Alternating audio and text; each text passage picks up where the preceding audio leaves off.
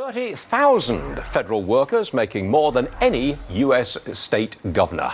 Come on in, Herb London, president of the London Centre for Policy Research. Was I a little over the top there? I don't think so. I think that it turns out that the swamp is a very useful way of generating prosperity for members of the government bureaucracy.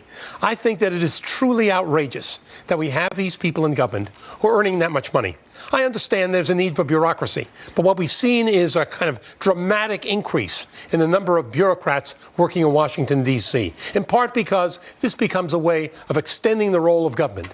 And for Obama, it was a very useful tactic. You know, I didn't mention this in the editorial, but the 5 richest counties in the United States of America are, I believe, all suburbs of Washington, D.C., and house these well-paid federal bureaucrats. Oh, well, it's understandable. I mean, if you're living in Potomac and you're a government employee, obviously you can afford to live there. I mean, the average person can certainly not do so.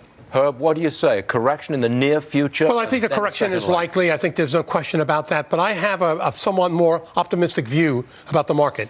I think it's about to engage in a takeoff phase. We'll go through this correction. And then, as you've suggested, I think there will be a dramatic takeoff after that. Whoa. I mean, look at corporate profits. Look at where we stand. I mean, if you look at basic fundamentals, I think this country is in very good shape. OK, we'll take that, Herb London. You stay there. Say more later, OK. If you look at the major metropolitan areas in the United States, you'll find many that have unemployment rates under 3%. That means that wage increases, which is usually a lagging indicator, are going up. Which is a dramatic increase, a dramatic change that is occurring in American life at the moment. But keep in mind that if you live in Venezuela today, are you going to invest in Venezuela, in Venezuela stocks?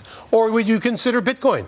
I mean, for them, Bitcoin is probably a better bet. If you're in Brazil, where are you going to invest? Look at the inflation rate in Brazil. You might think, well, Bitcoin, you know what? It might be a reasonable investment. I'm not so sure about where we're going on this. And I think Peter Thiel is onto something. All right, it's a good debate, and we'll probably continue it at another point. Herb, Gary, both of you, thanks very much for joining us.